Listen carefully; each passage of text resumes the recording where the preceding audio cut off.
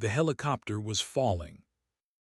Not like in the movies, where everything slows down and the hero has time to think. This was real. This was metal screaming against physics, gravity winning, the ground rushing up at 140 feet per second. Inside the Sikorsky S-76, Victoria Masters gripped the armrest so hard her knuckles turned white. 32 years old, CEO for 9 months, about to die. The pilot was screaming into his headset. Mayday, mayday, mayday, hydraulics failed, losing tail rotor authority. 800 feet above downtown Houston, evening rush hour. Families in Herman Park below, joggers, kids on swings. Victoria could see them, tiny figures getting bigger. She was going to crush them, kill them, die with them. 600 feet. The altimeter spun like a roulette wheel, where every number meant death. 500 feet. She thought about her father, Thomas Masters, dead 8 months now, another helicopter crash, another mechanical failure. She told herself it was coincidence. Accidents happen. But now, falling, she knew, this wasn't an accident either. 400 feet. Someone wanted her dead. 300 feet. She closed her eyes. Heard her father's voice. Be brave, Victoria. Masters don't quit. I'm not quitting, Dad. I'm dying. 200 feet. Then impossible. The sound of screeching tires on grass. A truck, a beat-up Ford F-150, 2005 model, rust on the bumpers, 240,000 miles of loyal service, driven by a man in a janitor's uniform. The truck screamed across Herman Park, families scattered. The driver's face was locked in concentration, not panic, calculation. He was doing math in his head, velocity, trajectory, impact angle. In the back seat, an 8-year-old girl with braided hair pressed her hands over her eyes. The man driving said one thing, "Baby, close your eyes, don't look, Daddy loves you." His name was James Washington, 35 years old, black, single father, night janitor at Vanguard Defense Systems, $17 an hour, no benefits. And before that, something else entirely. He floored the accelerator. The old Ford's engine roared. 40 years of American engineering doing what it was built to do, save lives. The helicopter dropped. James positioned the truck perfectly beneath it, not to catch it. That would kill everyone, but to cushion it, change the angle, give it something to crash into that wasn't concrete or children. The helicopter's landing skids hit the truck bed. Metal shrieked. The truck bed crumpled like aluminum foil, but the helicopter's descent slowed just enough. 5 degrees, 7 degrees, 10. It wasn't a landing. It was a controlled demolition. The helicopter bounced, tipped, settled at a 45-degree angle across the destroyed truck, fuel leaking, sparks flying, engine smoking. James kicked his door open. Blood ran down his forehead from where his head had hit the steering wheel. He didn't notice, didn't care.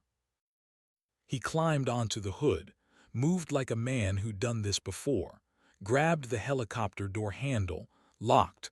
Of course it was locked. Safety mechanism. He ripped it off.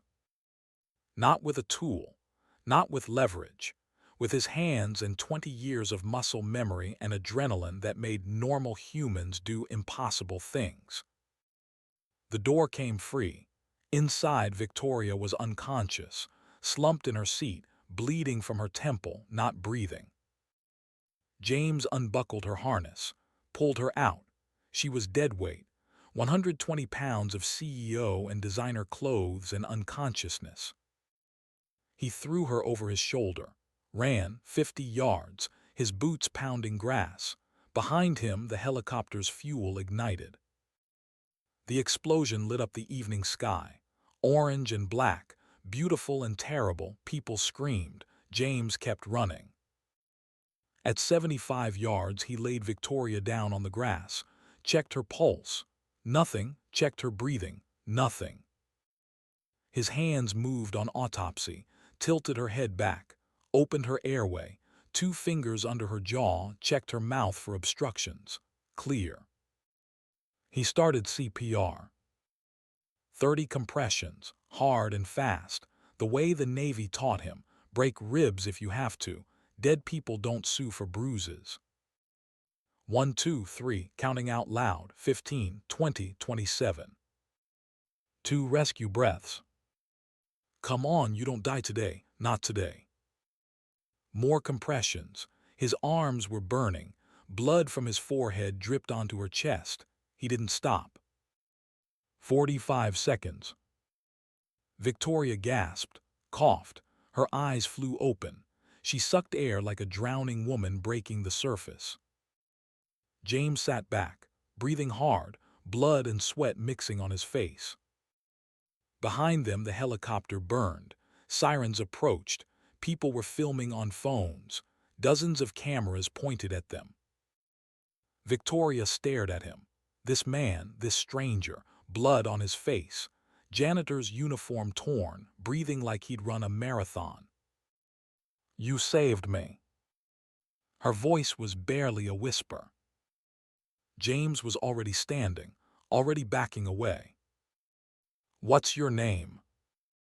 Just glad you're okay, ma'am. Wait, I need to thank you. I need to know who you are. But James was moving, back toward his truck, his destroyed, smoking, crumpled truck where his daughter sat in the back seat, scared but alive, safe but traumatized. He opened the door. Destiny, baby girl, you okay? The 8-year-old nodded, tears streaming down her face. You saved her, Daddy. You saved that lady. I know, baby. I know, we gotta go now. EMTs were arriving, police cars, fire trucks, the whole cavalry of emergency response descending on Herman Park. James lifted Destiny out of the truck, held her close, walked into the crowd, disappeared before anyone could get his name, before anyone could ask questions, before anyone could turn him into a hero. Behind him, Victoria was sitting up, EMTs swarming her, checking vitals, asking questions. She was looking around, searching the crowd. Where did he go? Where's the man who saved me? An EMT wrapped a blanket around her shoulders. Ma'am, you're in shock. We need to get you to a hospital. That man, who was he? We don't know. Someone said he had a little girl with him. Someone else said he was wearing a janitor uniform, but he's gone now. Victoria's hands were shaking, from shock, from adrenaline, from the realization that she just died and come back. I need to find him. I need to know his name. The EMT guided her toward an ambulance. Ma'am, first we need to make sure you're okay. Victoria let them lead her, but she kept looking back, at the burning helicopter, at the destroyed truck, at the spot where a stranger had breathed life back into her lungs. She didn't know his name. She didn't know who he was. But she knew this. She owed him everything. And Victoria Masters always paid her debts. Text overlay, 6 months later. Scene 2, The Invisible Man. The alarm clock was held together with duct tape. 1998 model, bought at a garage sale for $3. It had survived 2 apartments and 1 daughter who liked to take things apart to see how they worked. It buzzed at 6:30 a.m. James Washington's hand shot out from under the covers. Muscle memory. 20 years of military wake-ups. His body didn't know how to sleep past dawn anymore. He lay there for a moment, staring at the ceiling. The apartment was quiet. Destiny still asleep in the room next door. The walls were thin enough that he could hear her breathing, deep and steady, the breathing of a child who felt safe. He turned his head, looked at the nightstand, at the photo in its dollar store frame. Teresa, his wife, Destiny's mother, gone 5 years now, but her smile was immortal, frozen in that photograph. Wedding day, white dress, joy in her eyes, the kind of joy that comes from believing the future will be kind. James whispered to the photo like he did every morning. Morning tea. Destiny's got her math test today. Wish you were here. The photo didn't answer. It never did, but sometimes talking to it made the apartment feel less empty. He got up. Navy training meant making the bed immediately. Hospital corners, tight enough to bounce a quarter. Old habits from a different life. The kitchen was small. Linoleum floor with a crack running down the middle. Cabinets that didn't quite close, but it was clean. James kept everything clean. When you don't have much, you take care of what you have. He started breakfast. Scrambled eggs, toast, fresh fruit, nothing fancy but nutritious, caring. On the refrigerator, Destiny's homework was held up by magnets. All A's. Teacher's comment in red pen. Exceptional student. Reading 3 grades above level. Destiny Washington is a joy to teach. James read it every morning, pride swelling in his chest. His daughter. His brilliant, beautiful, brave daughter. Growing up without a mother but growing up strong. On the counter, bills were stacked. Rent, $950, utilities, $180, Destiny's school supplies, medical debt from Teresa's cancer treatment, $47,000 remaining. The number never got smaller fast enough, but it got smaller, $500 a month, every month, for 8 more years. James cracked eggs into a bowl, whisked them. The motion was automatic. His mind was elsewhere. On last night's shift at Vanguard Defense. On the maintenance logs he'd seen in Victoria Master's office. On the helicopter crash reports that still didn't make sense. 6 months. 6 months since he'd pulled her from that burning Sikorsky. 6 months since he'd vanished into the crowd. 6 months since she'd been looking for him. He knew because he'd overheard her talking to investigators, to security, to anyone who would listen. Find the man who saved me. I need to know who he is. But James stayed invisible, did his job, cleaned floors, emptied trash, listened to everything and said nothing. Because what would he say? Hi, I'm your janitor. Also, I'm the guy who saved your life. Also, your helicopter crash wasn't an accident. Also, someone in your company wants you dead. The bedroom door opened.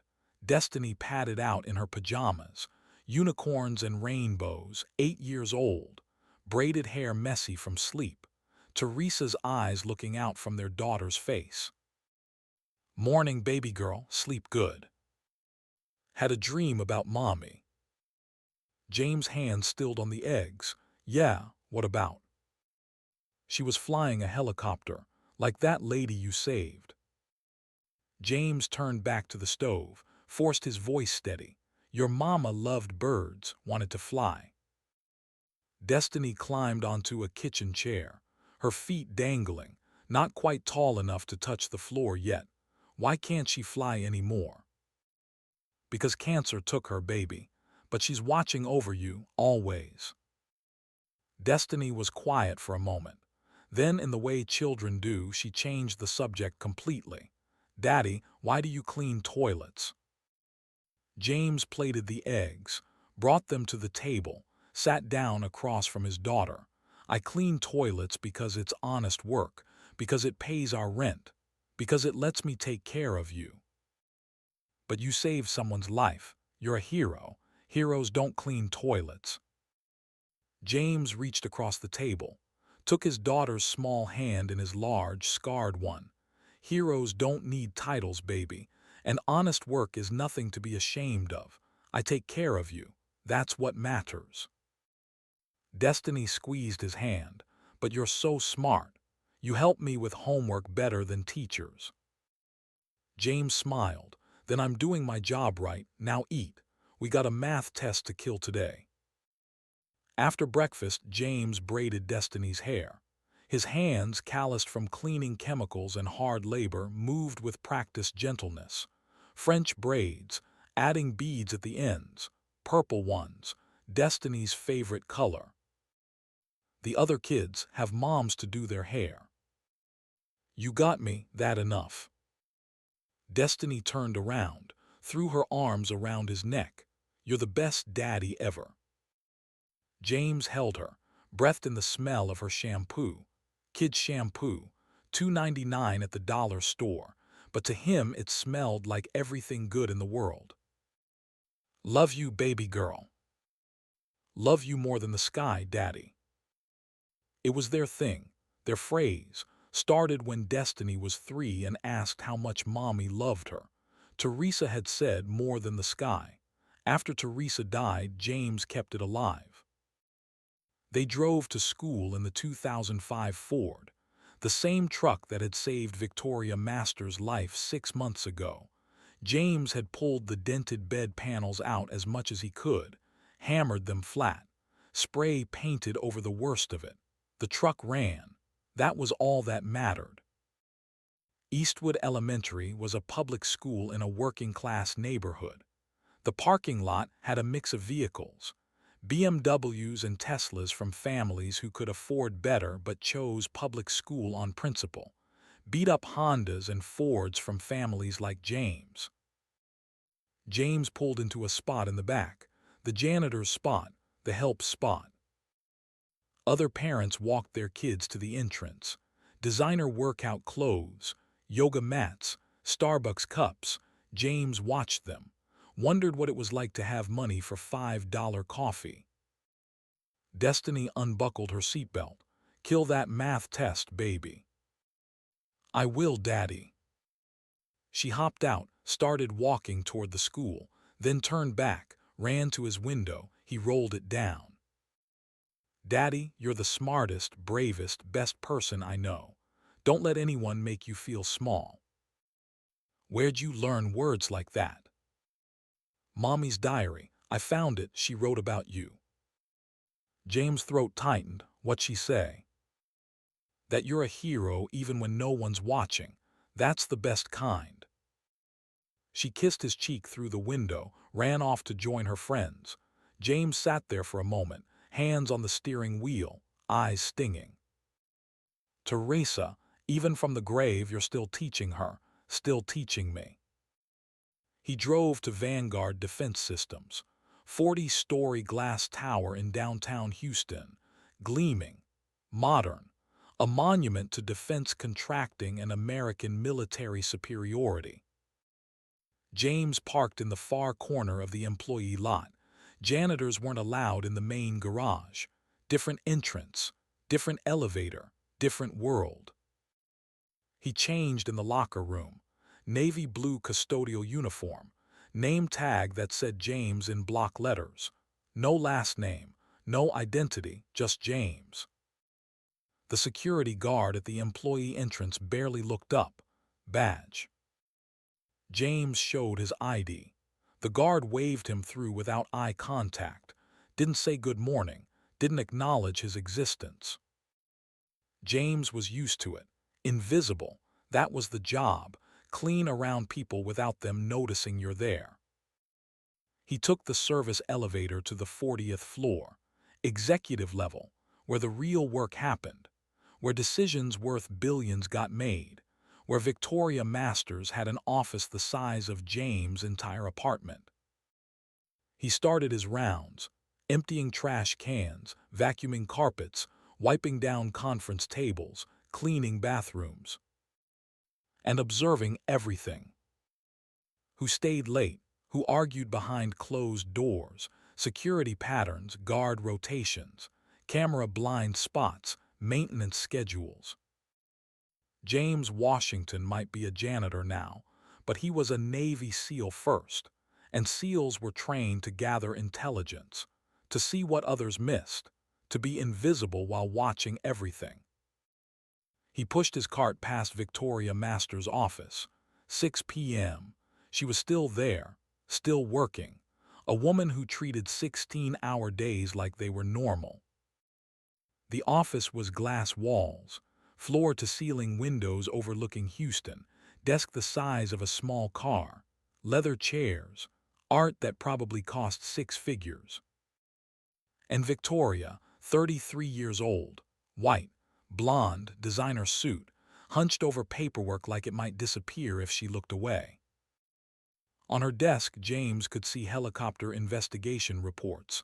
NTSB, final report, hydraulic system failure, cause undetermined. Next to the reports, a photo, Thomas Masters and Victoria at her college graduation. He wasn't smiling, she was trying too hard. Elena Reyes entered the office, head of legal, 42, first-generation Mexican-American, sharp as a knife and twice as dangerous. Victoria, it's 6 p.m., go home. Victoria didn't look up. I'll sleep when the Lockheed contract is signed, and when I find the man who saved my life. You've had investigators looking for 6 months. He doesn't want to be found. Or he's dead, or he's hiding for a reason I don't understand. Elena, I owe him my life. And he clearly doesn't want payment. Victoria finally looked up. Her eyes were tired, haunted. I just want to say thank you. Is that so much to ask? Elena sat down, uninvited, the way friends do. Victoria, your father just died. You're running a company you inherited too soon. You survived a helicopter crash. Maybe the man who saved you understood that you needed to move forward, not backwards. I can't move forward until I know who he was. James, mopping outside the glass door, heard every word. His hands moved automatically. Swish, swish. The mop made no sound on the expensive carpet. Inside his head, calculations, questions, concerns. Victoria was still investigating her own crash, still looking for answers. That made her a threat to whoever had sabotaged her helicopter, whoever had killed her father. And James had spent 6 months watching, listening, hacking into Vanguard's servers after hours, following money trails, connecting dots. He knew things, dangerous things. Like the fact that Robert Cameron, CFO for 18 years, had embezzled $67 million. Like the fact that Thomas Masters had discovered the theft 2 weeks before his own helicopter crashed. Like the fact that Victoria's crash had the same mechanical signature, same maintenance company, same hydraulic fluid contamination.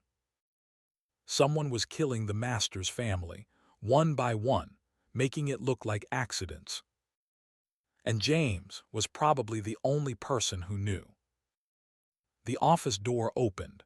Robert Cameron stepped out, 58 years old, distinguished, gray temples, $3,000 suit, the look of a man who'd earned respect through decades of service.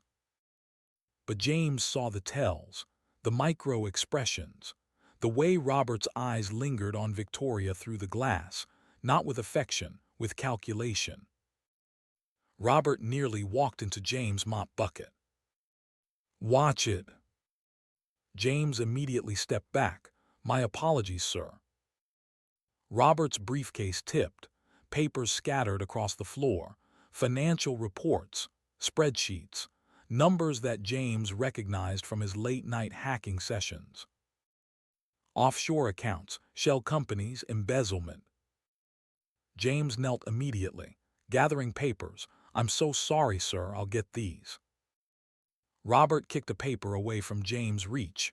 "Don't touch them with your filthy hands, Victoria." Victoria appeared in the doorway. "What's wrong?" "Your janitor just assaulted my briefcase. This is why we don't hire these people for anything beyond menial labor." James kept his eyes down, kept gathering papers, handed them to Robert without looking at his face. "Again, my apologies." Robert snatched them, looked at James like he was something stuck to his shoe. "What's your name?" "James Washington, sir." "How long have you worked here?" "8 months, sir." Robert's eyes narrowed. Something flickered there, suspicion. James Washington, I'll remember that name. He walked away, muttering about incompetent staff and lowered standards. Victoria stood in her doorway, watching James finish collecting his mop and bucket. She opened her mouth, started to say something, maybe an apology, maybe acknowledgement that Robert had been unnecessarily cruel. But then she closed her mouth, said nothing, walked back into her office. Alina appeared beside James, spoke quietly. "I'm sorry about Robert, he's from a different generation." James nodded. "Just doing my job, ma'am." "You do it well. This floor is always spotless." "Thank you, ma'am." Alina hesitated. Then, "What's your story, James Washington?" James looked at her, really looked at her for the first time, saw intelligence, kindness, and something else, suspicion, the good kind, the kind that asked questions when things didn't add up. "No story, ma'am. Just a dad trying to provide for his kid." Alina studied him for a long moment, then nodded. "That's a good story, best kind." She walked away. James continued his rounds, but in his mind alarms were ringing. Robert Cameron had looked at him with recognition, not because they'd met, but because Robert had started asking questions, running background checks, trying to figure out why a janitor made him nervous. James needed to be more careful, more invisible. But it was getting harder, because 6 months of watching Victoria Masters had created an unexpected problem. He cared. Not romantically, not yet, but he cared about whether she lived or died, about whether she figured out her father was murdered, about whether she'd survive whatever Robert Cameron was planning next.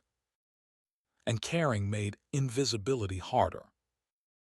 James finished the 40th floor, took the service elevator down, clocked out at midnight, drove home through empty Houston streets.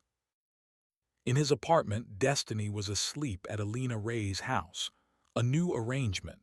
Alina had offered after learning James worked nights, a safe place for Destiny to sleep, homework help, a woman's presence in her life. James had been suspicious at first, but Alina was genuine, and Destiny liked her, trusted her. James sat at his small kitchen table, opened his laptop. The screen glowed in the darkness. He navigated to folders he'd spent 6 months building, encrypted, hidden, containing everything he discovered about Vanguard defense systems and the conspiracy within it. Financial records showing Robert Cameron's embezzlement, emails discussing offshore accounts, maintenance records for Thomas Masters' helicopter, the same records for Victoria's. Both showed hydraulic fluid contamination, not from age, not from wear, from deliberate introduction of a crystallizing agent, something that would remain stable on the ground, but at altitude under pressure and temperature changes would turn solid, lock up the hydraulic system, make the helicopter unflyable. Murder disguised as mechanical failure. James pulled up Victoria's flight schedule, found what he was looking for. 4 days from now, March 15th, Victoria was flying to Dallas, contract signing, Lockheed Martin, $680 million. She'd be alone, pilot plus her, no other passengers. Perfect opportunity for another accident. James' phone buzzed, unknown number, text message. "Stop digging or your daughter learns. What happened to her mother wasn't natural either." James' blood turned to ice.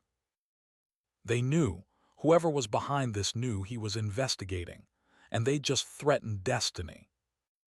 Not directly, not yet, but the implication was clear: back off or your daughter gets hurt. James stared at his phone, at the threat, at the choice being forced on him. Walk away, keep Destiny safe, let Victoria die. Or keep investigating, protect Victoria, risk Destiny. His phone rang, school number, at 12:30 a.m. That couldn't be good. He answered, "This is James Washington." "Mr. Washington, this is Principal Martinez. I'm so sorry to call this late. Destiny is fine, but there was an incident today." "What kind of incident?" "A man came to the school, asked about Destiny, said he was your brother. We told him we couldn't release information without parental consent. He left. But what?" "Our security cameras caught his license plate. We've reported it to police. But I wanted you to know, in case it's something more serious than a misunderstanding." James was already grabbing his keys. "I'm coming to get her. Now." "Mr. Washington, she's at Ms. Ray's house. She's safe. But yes, maybe keep her close for a few days." James hung up, called Elena. She answered immediately. "James, is everything okay? Is Destiny there? Is she safe?" "She's asleep upstairs. What's wrong?" "Someone came to her school asking about her, claiming to be my brother. I don't have a brother, Elena." Silence on the other end. Then, "Come get her, now, and James, there's something I need to tell you about your wife's death, about Thomas Masters, about why I think you're asking the right questions." James grabbed his jacket. "On my way." He ran to his truck. The streets were empty at this hour. He made it to Elena's house in Memorial Park in 12 minutes. Would have been 20 in normal traffic. Elena opened the door before he could knock. Destiny was on the couch, wrapped in a blanket, asleep but safe. James knelt beside her, checked her over like a medic checking for injuries. "She's okay." "She's fine. Didn't know about the school incident. I didn't want to scare her." James looked up at Elena. "What did you mean about Teresa?" Elena sat down, pulled out a folder. "I'm head of legal. That means I see everything, including medical records for employee family members for insurance purposes." James didn't like where this was going. Elena opened the folder. "Your wife, Teresa, she was treated at VA hospital. Listed cause of death was cancer." "It was cancer?" Elena shook her head. "I pulled the actual medical files, not the summary, the detailed autopsy. James, it wasn't cancer, it was sepsis, from a misdiagnosed infection. The VA sent her home with antacids when she had a septic infection. By the time they caught it, it was too late." James' world tilted. "What?" "You sued, lost because of sovereign immunity, got blacklisted from defense contractor jobs. That's why you're working as a janitor, not because you're unqualified, because you asked the wrong questions about the wrong people." James couldn't breathe. Teresa. His beautiful, brilliant Teresa, dead from malpractice, not cancer, malpractice. Elena continued. "And I think the same people who killed Thomas Masters, who tried to kill Victoria, who threatened your daughter today, I think they're all connected. To the VA, to Vanguard, to defense contracts and military medicine and billions of dollars that make people do terrible things." James looked at her, really looked at her. "Who are you?" "I'm the person Thomas Masters trusted with sealed documents. Documents that say if he dies under suspicious circumstances, I'm supposed to open a specific envelope. I opened it tonight, after your daughter was threatened. And James, your name is in it." "What?" "Thomas Masters hired you personally. Not HR, him, 3 years ago. He paid you through a shell company. Thought you were just collecting a janitor's salary. You've been making $85,000 a year. Consulting fees, hidden in a separate account you didn't know existed." James stood up, paced. "This doesn't make sense. Why would Thomas Masters hire me? I'm nobody. You're not nobody. You're a decorated Navy SEAL, expert in intelligence gathering, tactical operations, close protection. Thomas knew someone inside his company was stealing, knew he was in danger. He hired you to be his eyes and ears, to protect Victoria if anything happened to him. And now he's dead. And now he's dead, but you're still here, still watching, still protecting, even though you didn't know you were being paid to do it. James sat down. His mind was reeling. Teresa, Thomas, Victoria, Destiny, all connected by threads he hadn't seen. Elena handed him a business card. This is my personal number. Call me anytime, day or night. And James, take Destiny with you everywhere. Don't let her out of your sight. Whoever threatened her today, they won't stop. James took the card, looked at his sleeping daughter, made a decision. Elena, I need a favor, a big one. Name it. I need Destiny to stay here, with you, for the next 4 days, until March 15th, until I can stop what's about to happen. What is about to happen? Victoria's going to fly to Dallas in 4 days, for a contract signing, and I think Robert Cameron is planning to finish what he started 6 months ago. Scene 5, A New World. Victoria Masters lived in River Oaks, 8,000 square feet of mansion, guest house bigger than most people's homes, pool, tennis court, gardens maintained by a crew that came twice a week. Old money neighborhood, where oil barons built estates in the 1920s, where senators and CEOs and people who owned things instead of working for things made their addresses. James Washington pulled his 2005 Ford F-150 through the iron gates at 11 p.m. The security guard had called ahead. Expected guest. But the guard still looked at the beat-up truck like it was bringing down property values.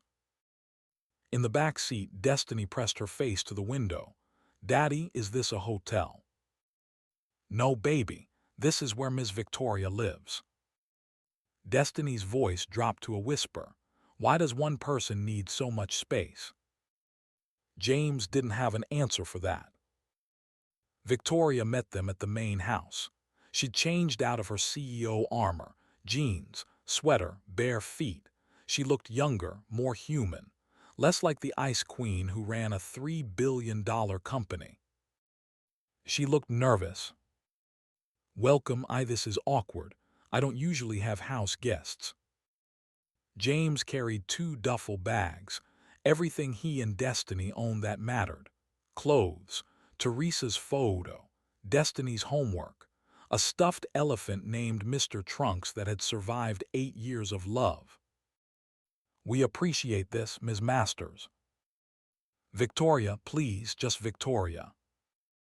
She led them to the guest house, separate structure behind the pool, 2 bedrooms, full kitchen, living room with furniture that cost more than James made in 6 months.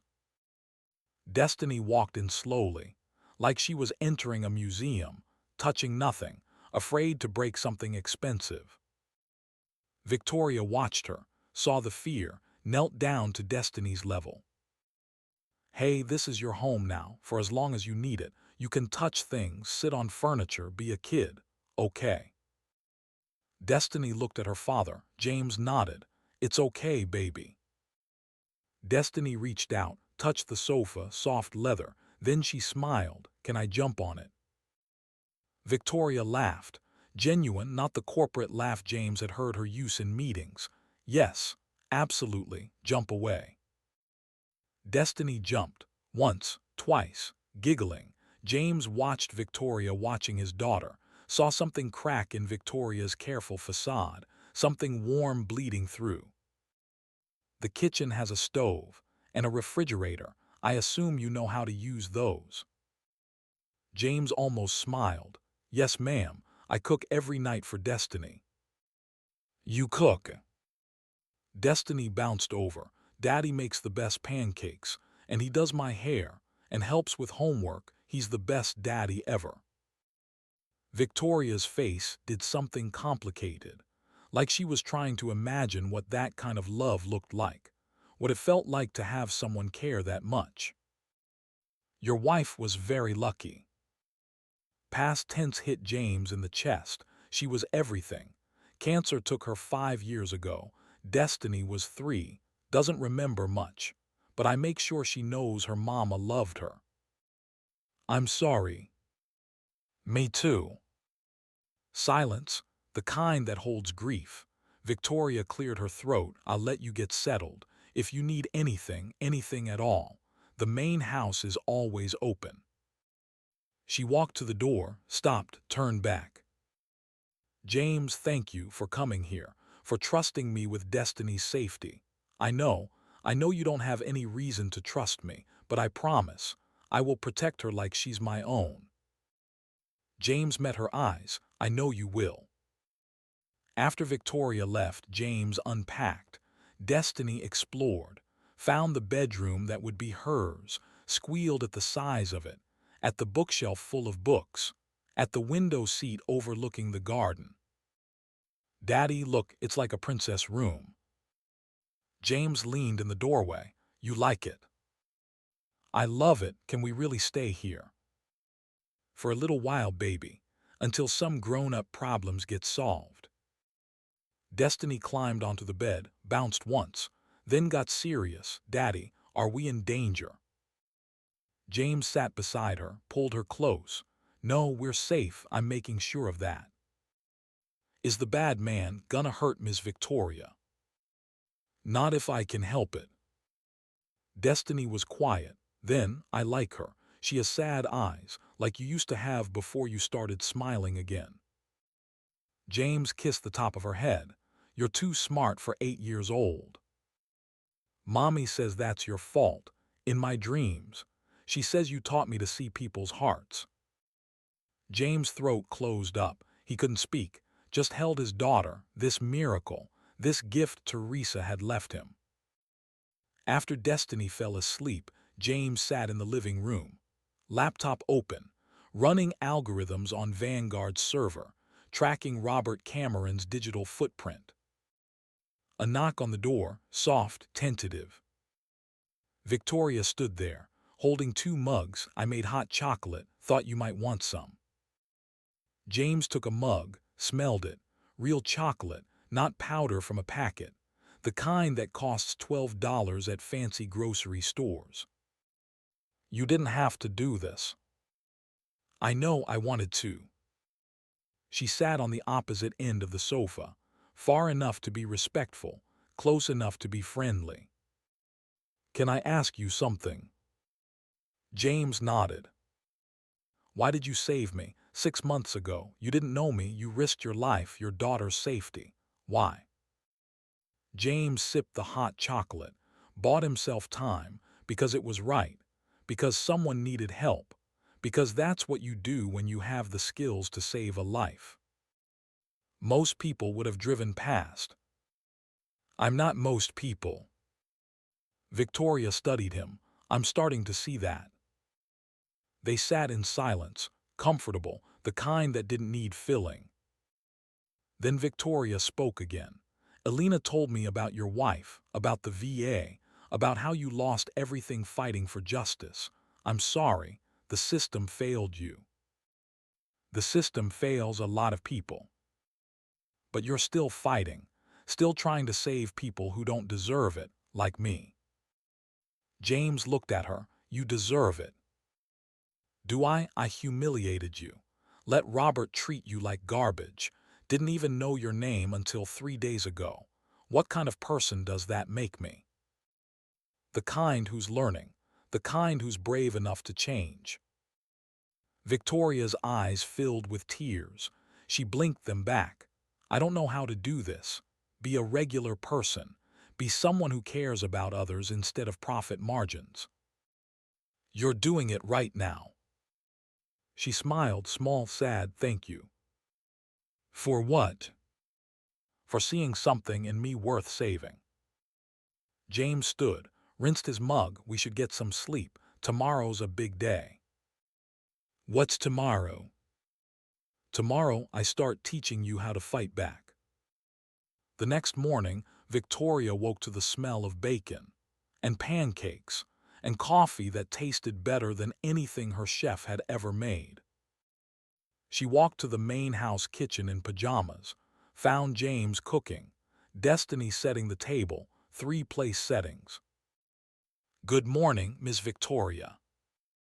Victoria stopped, stared.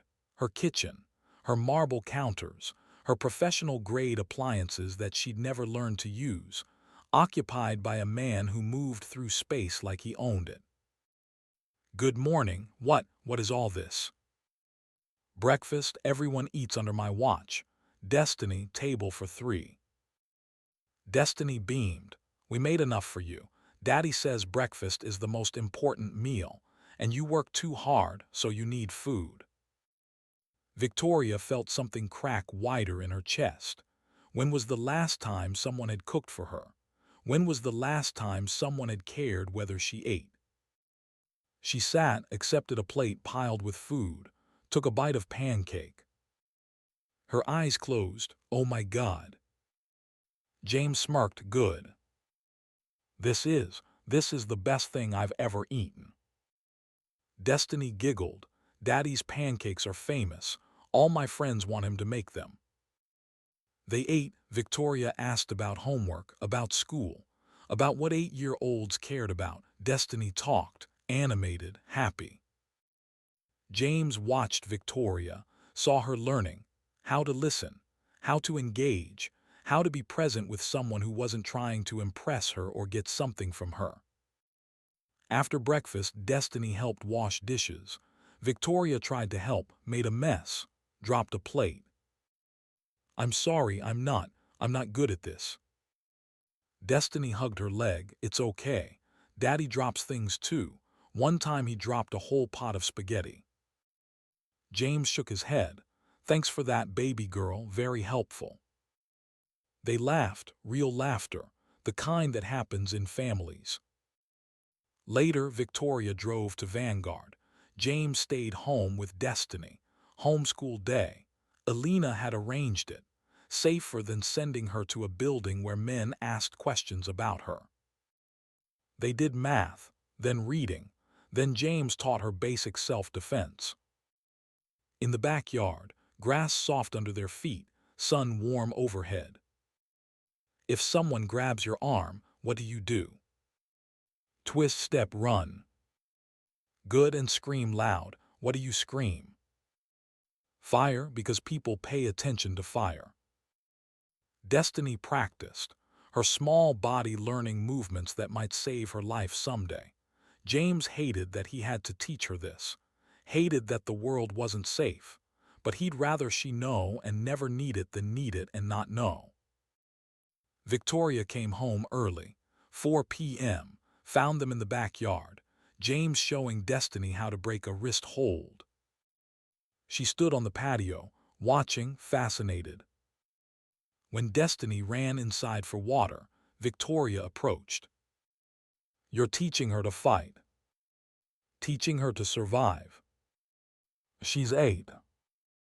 And Teresa was 29 when cancer came. Age doesn't protect anyone. Victoria sat on the patio step. Can you teach me? James looked at her, surprised. You want to learn? I've spent my life behind desks. You pulled me from a burning helicopter. I don't want to be helpless again. It's hard work. I don't do anything halfway. James almost smiled. Okay, but you follow instructions, no arguing. Deal. He taught her basic strikes, how to stand, how to move, how to hit without breaking her hand. Victoria was terrible at first, clumsy, frustrated. She fell, swore, got back up. Destiny came out, watched, cheered. You got this, Miss Victoria. After an hour, Victoria was sweating, exhausted, but she'd landed a decent strike on the practice pad James held. Better, much better. Victoria grinned, triumphant. I did it. She stumbled on the grass. James caught her, his hands on her waist, steadying her. They froze, close, too close. Eye contact that lasted 3 seconds too long. James let go, stepped back. You should rest. Tomorrow we go harder. Victoria nodded, unable to speak. That night she couldn't sleep. Kept thinking about his hands, his eyes, the way he'd looked at her. Not like a CEO, not like a billionaire, like a woman. Scene 6, The Discovery. Midnight. James sat in the guest house, laptop glowing, Destiny asleep in the next room. His fingers flew across keys, code scrolling, firewalls crumbling, Vanguard's mainframe opening like a flower. He'd been careful, covering his tracks, using proxy servers and encrypted tunnels, but tonight he was going deep, past the financial records he'd already hacked, into building systems, infrastructure, security protocols. A knock made him slam the laptop shut. Victoria stood in the doorway, wearing a robe, hair down, looking nothing like the woman who commanded boardrooms. "You're still working." "Can't sleep." "Me neither." She came in, sat beside him. He should have closed the laptop completely, hidden what he was doing, but something stopped him. Maybe he was tired of hiding. Victoria looked at the screen, at the code, at the very illegal hacking he was doing to her company. That's my mainframe." "Yes." "How are you? Corporate security is supposed to be. Alina spent millions. Navy trained me to infiltrate terrorist networks. Corporate security is easier." Victoria should have been angry, should have called security, called police, but instead she leaned closer. "What are you looking for?" "Proof. Robert's planning something. I can feel it, but I can't find the trigger." "Show me." James hesitated, then opened files, showed her everything: financial records, offshore accounts, Thomas Masters' helicopter maintenance logs, hers. She read in silence, face going pale, then white, then red with rage. "My father, Robert killed my father." "Yes." "And tried to kill me." "Yes." "Why?" James pulled up more files, because Thomas found out about the embezzlement, $67 million over 5 years. Thomas was going to fire Robert, go public. Robert panicked. Victoria stood, paced, her hands shaking. "I trusted him my whole life, Uncle Robert, my father's best friend, and he—" She couldn't finish, couldn't say the words. James stood, walked to her, didn't touch, just stood close, solid, present. "We're going to stop him." "How?" "I don't know yet, but we will." Victoria looked at him. This man, this janitor who was so much more, this guardian who'd appointed himself without asking for payment or recognition. "Why are you doing this?" "Because it's right." "That's not enough. Not for this. You could walk away, take Destiny somewhere safe, let me deal with my own problems." "Could you walk away if it was Destiny in danger?" "No." "Then you understand." They stood there, two people bound by purpose, by danger, by something neither was ready to name yet. Victoria's hand reached out, touched his, just fingertips, just contact. "Thank you for everything." James should have stepped back, should have maintained distance, professional, appropriate. Instead he turned his hand, laced his fingers through hers. "We're in this together now." The laptop beeped, alert. James turned, looked at the screen, his face went hard. What is it?" James typed rapidly, pulled up building schematics, security systems, fire suppression protocols. No. "What?" "There's a program hidden in the building's infrastructure, Fire suppression override, scheduled for tomorrow night, 8 p.m. Victoria's breath caught. 8 p.m. That's when the board's having dinner to celebrate the Lockheed contract. James typed more, pulled up additional files. If fire suppression is disabled and someone starts a fire, the sprinklers won't activate. 40 stories of glass and steel, we'd be trapped. James found more, building plans, blueprints, electrical systems. And here, C4 explosive, enough to start a massive fire. Timer set for 8 p.m., hidden in the basement electrical panel. Victoria sank into a chair. He's going to burn down the building, with me in it. With everyone in it, 200 people, board members, executives, anyone who might question him after you're gone.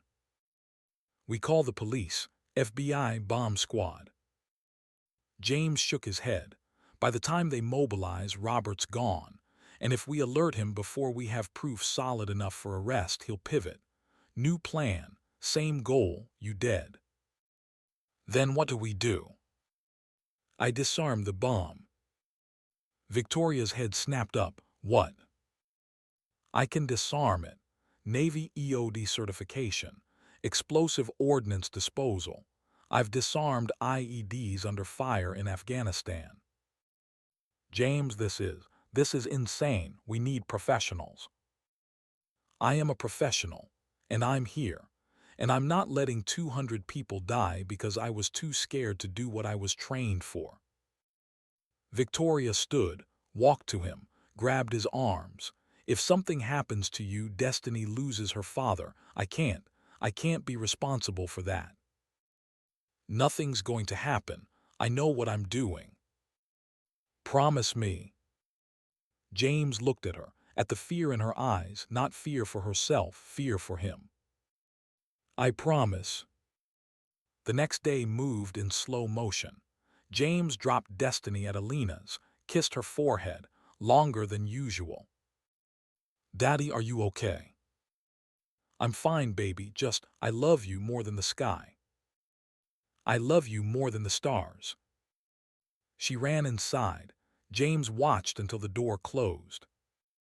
Alina stood on the porch. She knows something's wrong. Kids always know. James, be careful today. I will. He drove to Vanguard, parked in the far lot, changed into maintenance coveralls, not his janitor uniform. Maintenance had building access, keys to electrical rooms, permission to be places janitors weren't. He'd stolen the coveralls last week, prepared, always prepared. At 2 p.m. he entered the basement, service tunnels, concrete and pipes and electrical panels humming with power. Found the panel Robert had marked on the blueprints, opened it. There, C4, military grade, enough to vaporize this panel and start an electrical fire that would spread through the building's infrastructure. Timers, detonators, anti-tamper devices. Professional work.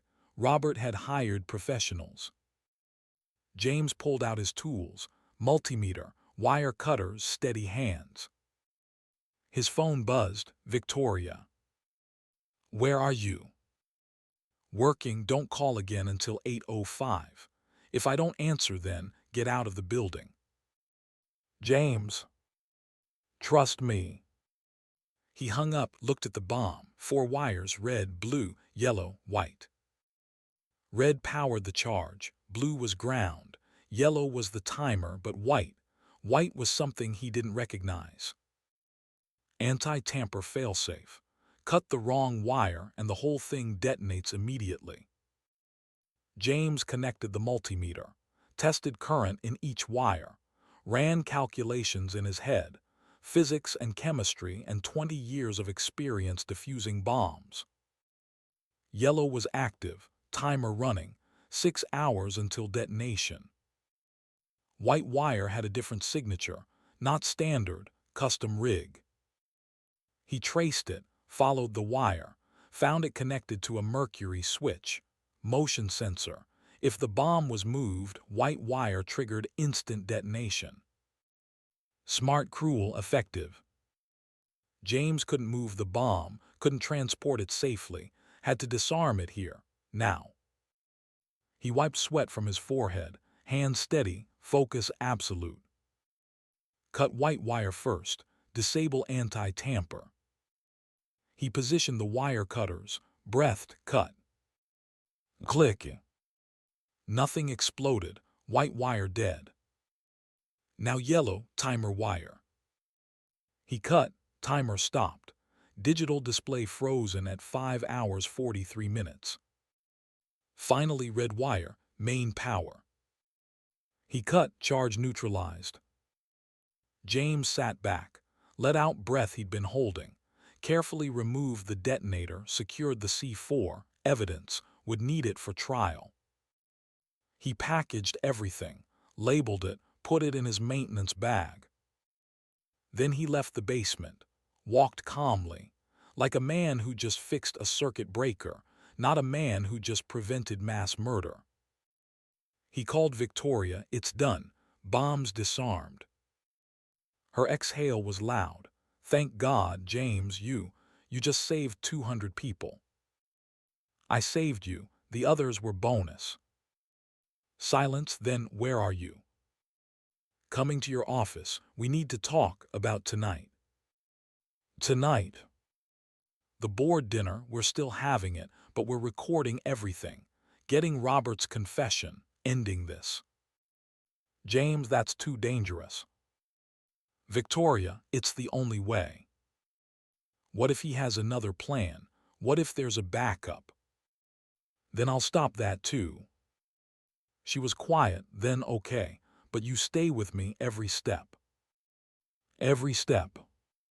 Scene 7, The Trap. 8 p.m. Vanguard Defense Systems, 40th floor, executive boardroom. Crystal chandelier, mahogany table, wine that cost more per bottle than James made in a week. 12 board members in designer suits, Victoria at the head of the table.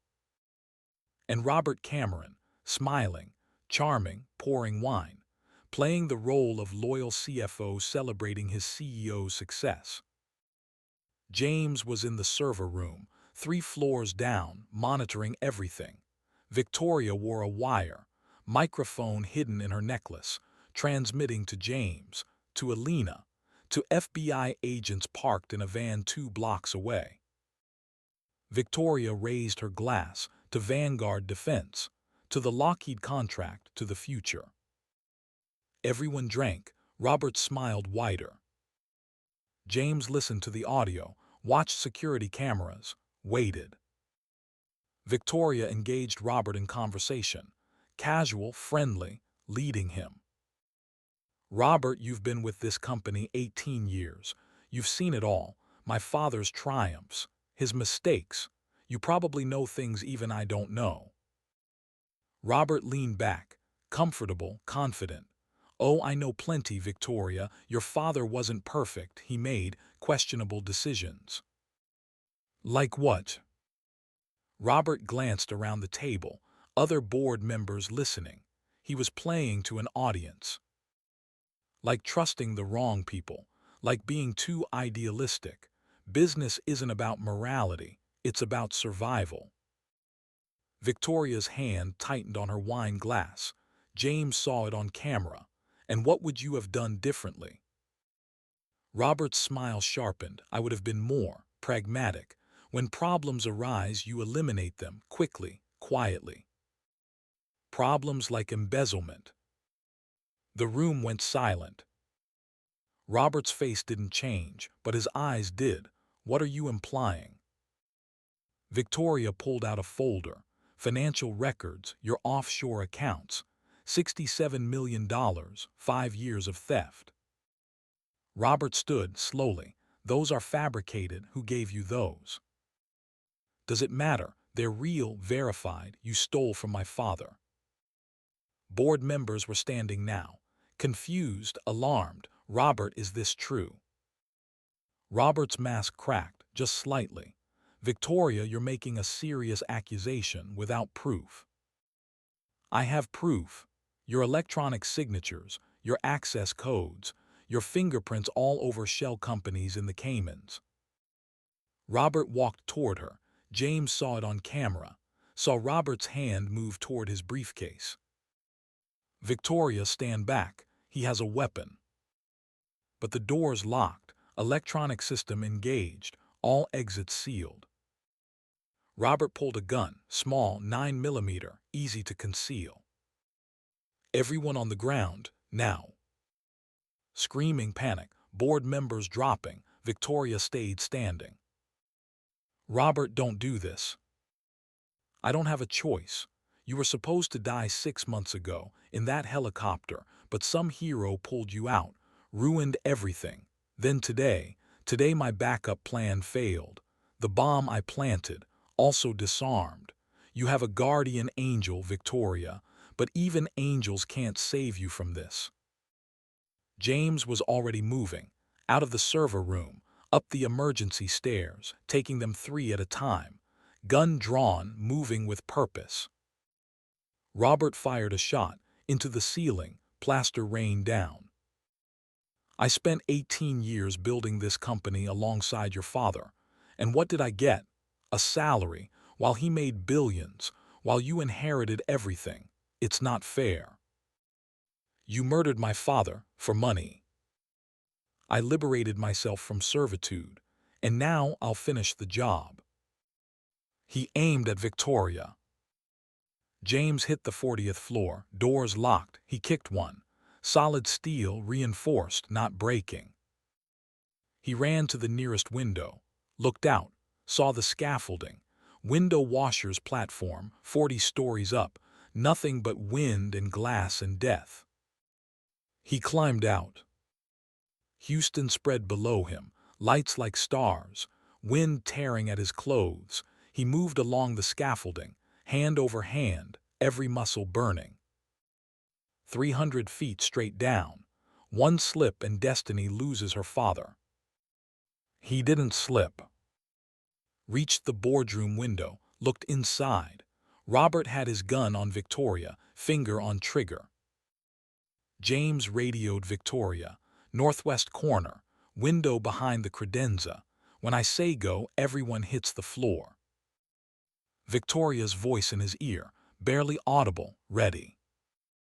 Robert was still talking, monologuing, the way villains do when they think they've won. And after tonight, I'll be the grieving CFO, sole survivor of the tragic fire that killed the board. I'll collect insurance, run the company, finally get what I deserve. Victoria looked Robert in the eye. You'll get what you deserve, just not what you think. Robert's finger tightened on the trigger. Goodbye, Victoria. Now. James swung the scaffolding beam into the window. Glass exploded, 1,000 shards turning to diamonds in the air. Everyone hit the floor. Robert spun, fired. Bullet missed James by inches, hit the window frame. James rolled, came up with his gun, aimed, fired. Hit Robert's shoulder, non-lethal, needed him alive for testimony. Robert screamed, dropped his weapon, fell to his knees. James was on him in seconds, kicked the gun away, zip-tied his hands, military efficiency. The doors unlocked, FBI agents poured in, Elena behind them. Victoria stood, shaking, staring at James, at this man who just crashed through a window 40 stories up to save her life. Again. James walked to her. You okay? I'm okay. She threw her arms around him, held on tight. He didn't push her away. Behind them, Robert was being arrested. Read his rights, evidence collected. The wire recording had captured everything. His confession, his threats, his intent. FBI agents escorted the board out. Paramedics treated minor injuries. Elena coordinated with police. James and Victoria stood by the broken window, wind pouring in, glass crunching under their feet. You saved me, again. Getting to be a habit. Victoria pulled back, looked at him, really looked at him. This man, this hero, this guardian who kept appearing when she needed him most. I don't know how to thank you. You already did, you trusted me, that's enough. It's not even close. Sirens below, news helicopters circling. The building was swarming with emergency response. We should go, Destiny's probably worried.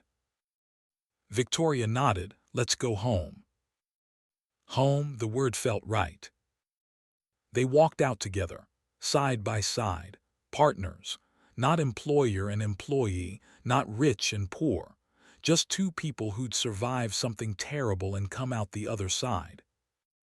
In the parking garage, James opened the passenger door of his truck for Victoria. She climbed in, sat on the cracked vinyl, didn't complain. He drove to River Oaks, to the mansion, to the place that was starting to feel less like Victoria's house and more like their home. Elena met them at the door, Destiny in her arms. The little girl saw her father and launched. Daddy. James caught her, held her, breathed in the smell of her shampoo. I'm okay, baby, I'm okay. Destiny pulled back, looked at Victoria. You too, Miss Victoria, you're okay. Victoria knelt. I'm okay, thanks to your daddy. Destiny hugged Victoria, fierce, protective. You're part of our family now, we don't let family get hurt. Victoria's eyes filled with tears. She hugged Destiny back. Thank you for letting me be part of your family. Elena watched, smiled, slipped away quietly. These three people needed time, needed space, needed each other. Later, after Destiny was asleep, James and Victoria sat on the guest house porch. Night air cool, stars bright above Houston's light pollution. What happens now?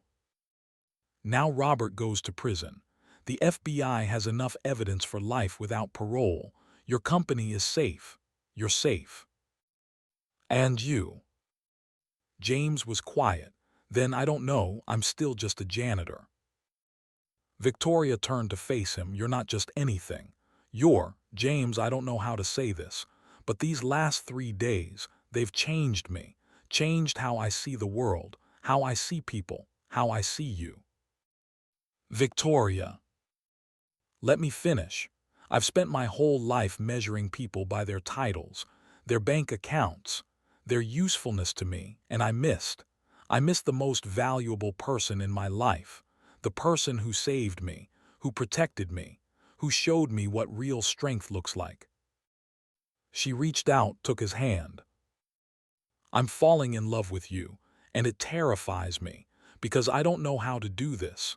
Be with someone who isn't impressed by my money, who doesn't want anything from me except me.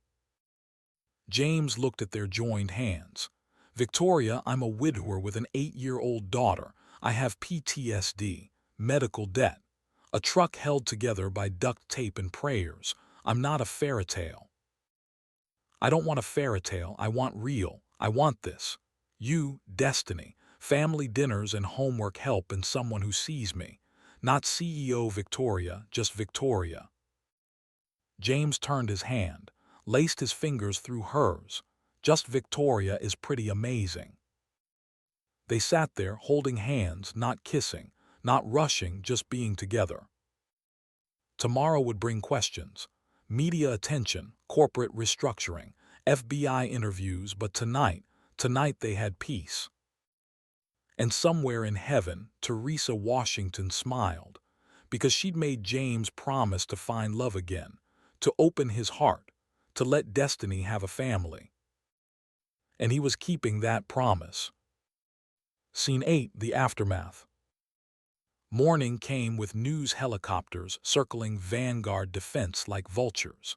The broken window on the 40th floor was covered in plastic sheeting, but everyone knew what had happened behind it. CNN ran the story first. Billionaire CEO survives murder plot by CFO. Fox picked it up. Former Navy SEAL janitor saves Vanguard defense. MSNBC added their angle. Heroes hiding in plain sight. James Washington's story. James' photo was everywhere. Security footage from the parking garage. The moment he'd caught Victoria. The moment he'd crashed through that window.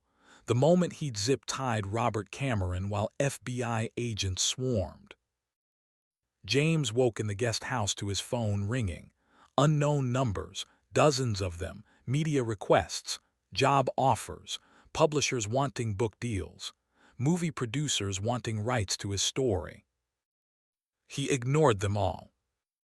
Destiny was still asleep in her room, safe. That was all that mattered. But Victoria was awake. He could see lights on in the main house, could imagine her pacing, dealing with lawyers, FBI agents, board members demanding explanations. He made coffee, strong, black, the way the Navy taught him to drink it, fuel, not pleasure. His phone buzzed again, this time a text from Victoria. Board meeting at 9, I need you there.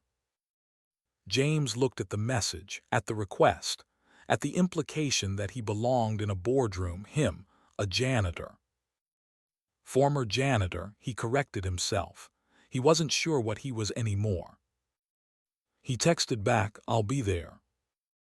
Destiny woke at 7:30, came out rubbing her eyes, saw her father already dressed, suit, the one he owned, the only one he owned, navy blue, bought for Teresa's funeral 5 years ago, still fit, barely. Daddy, you look fancy. Got a meeting. With Ms. Victoria. James nodded, poured orange juice, made toast, kept his hands busy so he wouldn't think too hard about what today meant. Destiny climbed onto a chair. Is she okay, after the bad man? She's okay, she's strong. Like you. James smiled, like both of us. They ate breakfast. James braided Destiny's hair. Same routine, same ritual, grounding, normal, even when everything else was spinning. Elena arrived at 8:30 to watch Destiny.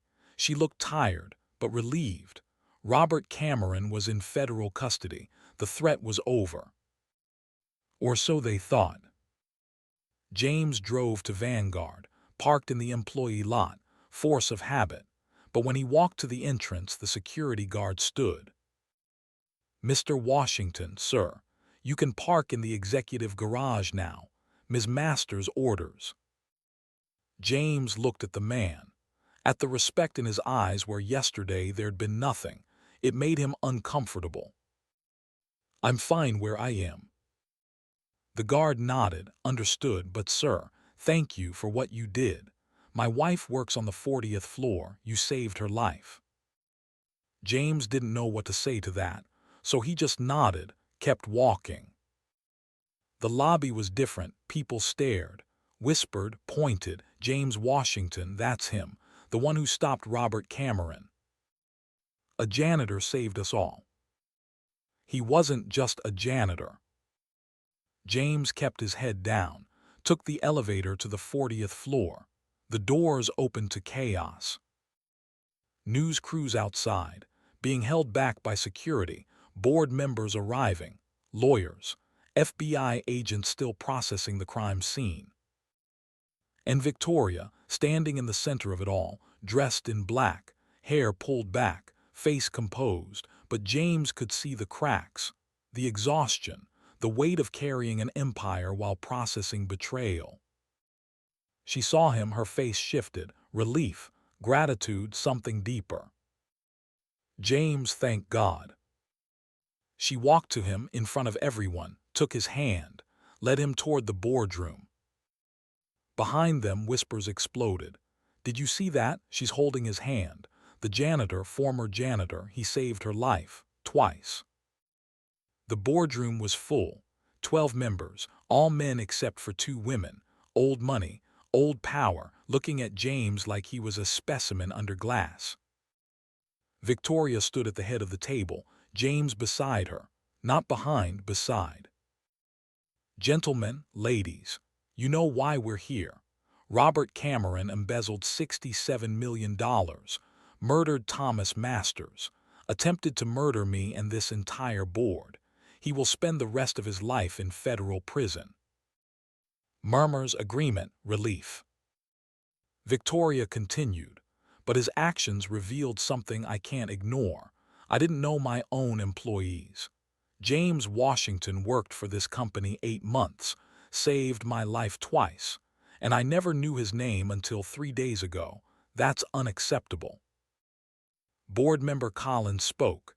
Victoria, you're emotional, understandable, but we can't make policy decisions based on. Based on what? Recognizing that I failed, that we failed. Collins shifted. We have protocols, hiring procedure, background checks. And those protocols led us to hire a decorated Navy SEAL as a janitor, while promoting a criminal to CFO. Our protocols are broken. Victoria pulled out a folder, slid it across the table.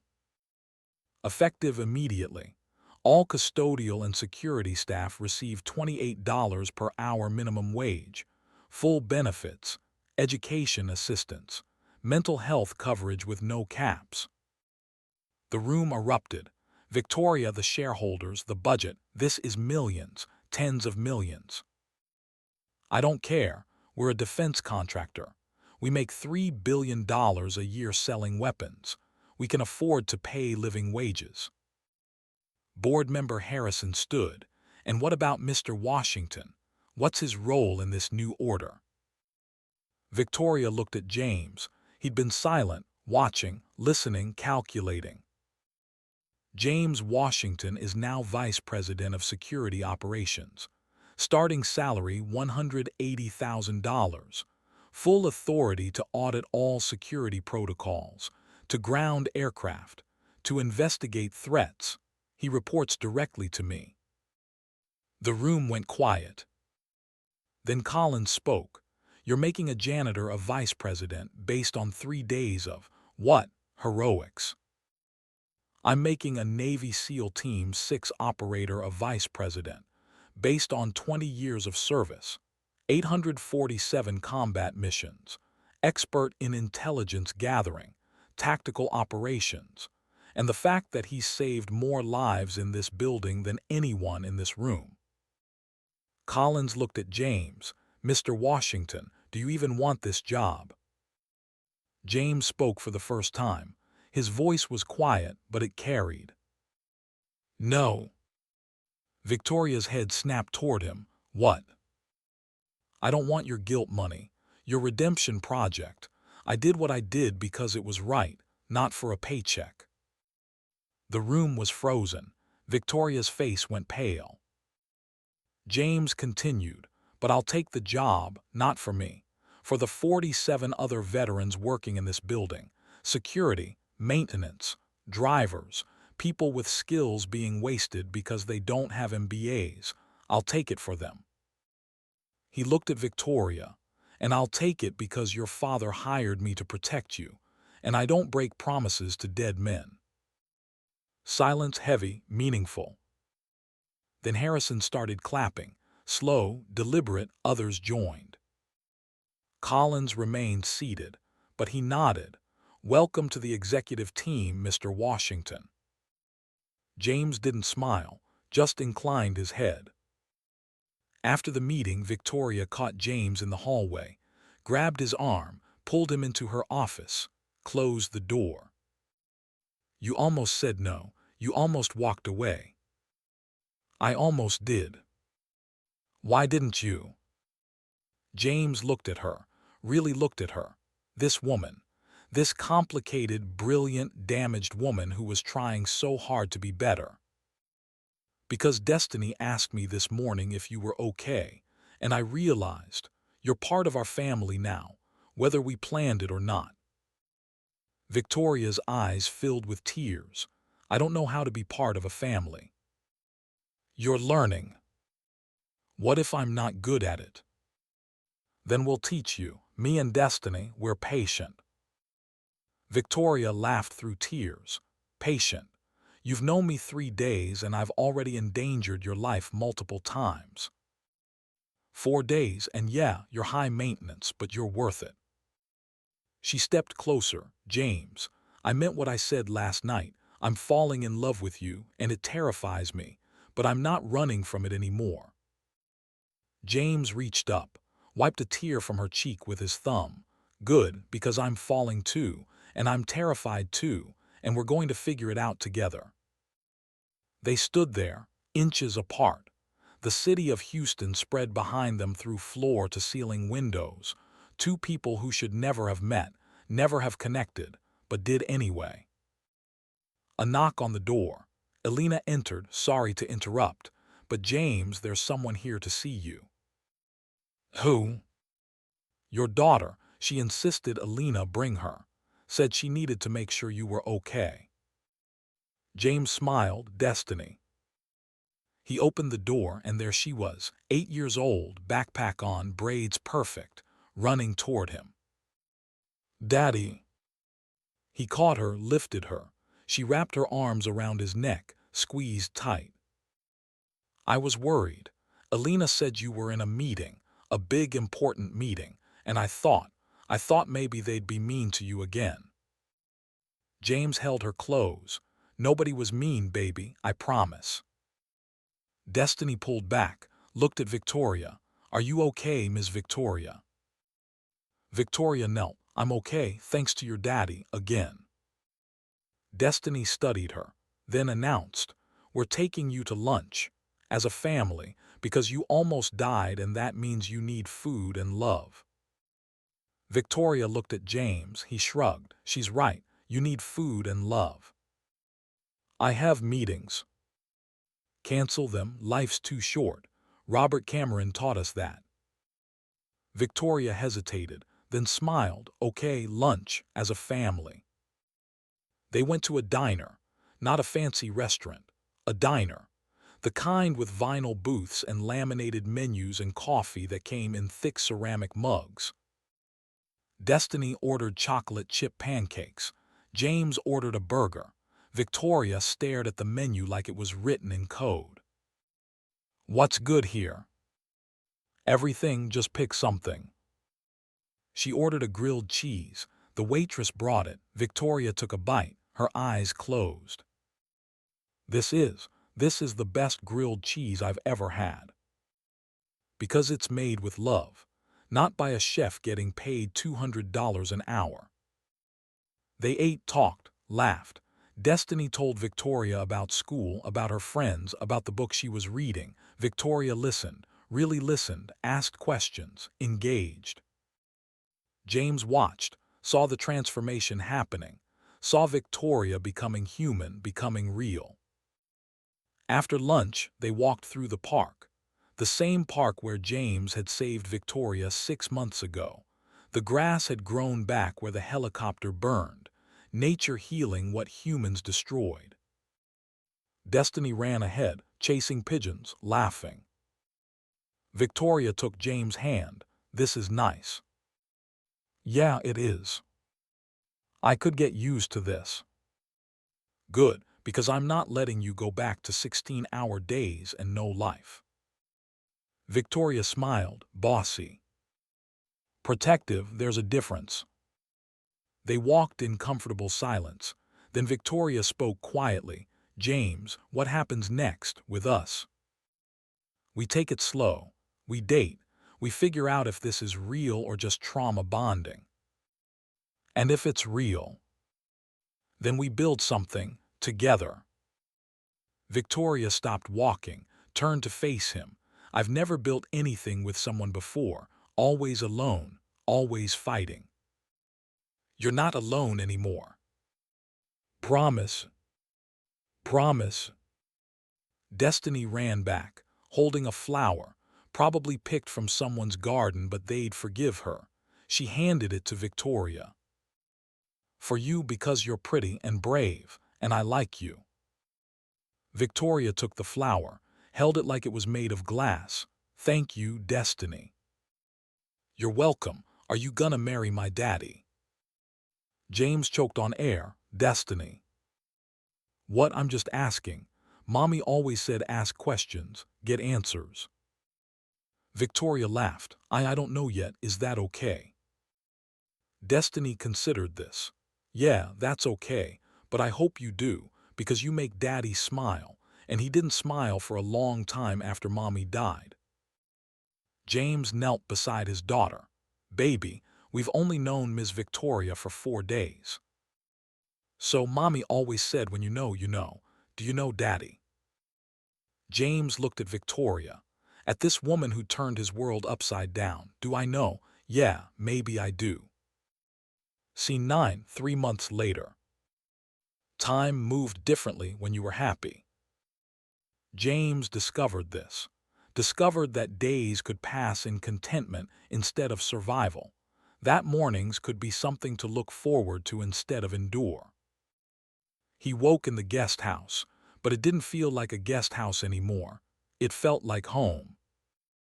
Destiny had decorated, art on the walls, photos on the fridge, her shoes by the door, markers and homework and stuffed animals spreading through the space like proof of life. And Victoria. Victoria was there most mornings, making coffee badly, burning toast, learning to be domestic, failing, trying again. James found her in the kitchen, hair messy, his old navy t-shirt reaching her knees, no makeup, no armor, just Victoria. Morning. She turned, smiled. Morning, I made coffee. He took a sip. It was terrible, too strong, slightly burnt. He drank it anyway. It's perfect. Liar. You're liar. She kissed him, soft, sweet. 3 months in and every kiss still felt new. Destiny appeared, already dressed for school, backpack ready. She'd adapted to the new routine, guest house to main house to school, Elena often joining for breakfast, a makeshift family forming. Can we have pancakes? I'll make them. Victoria protested. I can make pancakes. James and Destiny exchanged looks. Then James spoke gently. How about you set the table? Victoria smiled, knowing, accepting her limitations. Okay, I can do that. They ate together, 3-place settings, conversation flowing, easy, natural. James drove Destiny to school, but now he parked in front, walked her to the entrance. Other parents recognized him. News coverage had made him semi-famous. He hated it, but dealt with it. Ms. Rodriguez approached. Mr. Washington, Destiny's been doing wonderful. Her reading scores are off the charts. She gets that from her mother. And her work ethic from her father. James smiled. Thank you. There's a parent-teacher conference next month. Will Ms. Masters be attending with you? James paused, then probably, if that's okay. Of course, we've heard. Well, we've heard good things about you too. James didn't know what to say, so he just nodded. He drove to Vanguard, but now he parked in the executive garage. His truck looked out of place among the Mercedes and Teslas. He didn't care. His office was on the 40th floor, corner office. Windows, view of Houston, desk, computer, files on security protocols he was rewriting. On the wall, his Navy SEAL trident, mounted, displayed. After 3 years of hiding it, he'd finally claimed it. Next to it a photo, him, Destiny, Victoria, taken last week at the zoo, all 3 of them smiling, looking like a family. His assistant knocked. Sarah, 35, Marine Corps veteran. James had hired her personally. Sir, the new security team is ready for review. James stood, followed her to the conference room. Inside, 12 veterans, all hired in the past 3 months, all given second chances. He'd kept his promise. 47 veterans now worked at Vanguard. Good jobs, fair wages, respect. They stood when he entered, old habits. At ease, let's talk protocols. They worked for 2 hours, updating systems, closing vulnerabilities, making Vanguard the most secure defense contractor in America. Lunchtime, Victoria appeared in his doorway. Working through lunch again. James looked up, smiled, not anymore. They ate in her office, sandwiches, nothing fancy, but together. How's the security overhaul? Good, we're implementing biometric access, encrypted communications, random audits. My father would be proud. James was quiet, then I found something, going through old files. What? Evidence your father knew, about Robert, about the embezzlement, 6 months before he died. Victoria put down her sandwich. What? James pulled out a folder, handed it to her. Emails. Your father was building a case, planning to go to the FBI, then his helicopter crashed. So Robert killed him before he could act. Looks that way. Victoria read through the emails, her father's words, his suspicions, his careful documentation. He knew he was in danger, and he still tried to do the right thing. That's what good men do. Victoria looked at James, like you. I'm not that good. Yes, you are. They finished lunch, went back to work, but that night Victoria was quiet, processing, grieving, understanding her father better in death than she had in life. James found her on the patio, staring at the stars. You okay? I miss him. I was so busy trying to prove myself that I never just talked to him, told him I loved him. He knew. Did he? I was so cold, so focused on being strong that I forgot to be human. James sat beside her. You're human now. Because of you and destiny, you taught me. We just reminded you, it was always there. Victoria leaned her head on his shoulder. What happens when you and Destiny go back to your apartment? James had been avoiding this conversation, but it was time. We're not going back. Victoria sat up. What? Our lease ended last month. I didn't renew it. Figured we'd stay here if that's okay. You want to live here permanently. If you'll have us. Victoria's eyes filled with tears. James, are you asking what I think you're asking? I'm asking if you want to build a life together. Real, official, not just dating, not just convenient, but family. Victoria kissed him, deep, meaning everything she couldn't say with words. When she pulled back, she whispered, Yes, God, yes. Scene 10, Destiny's birthday.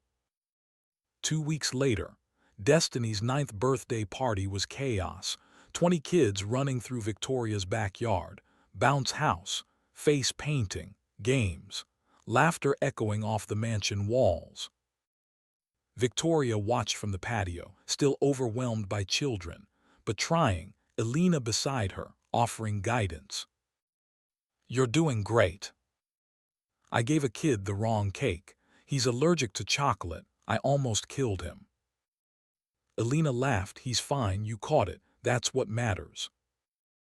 James was in the thick of it, playing games, catching kids jumping from the bounce house, being the fun dad. Victoria watched him, this man, this hero, this father, her heart swelled. You love him. Victoria turned to Elena. What?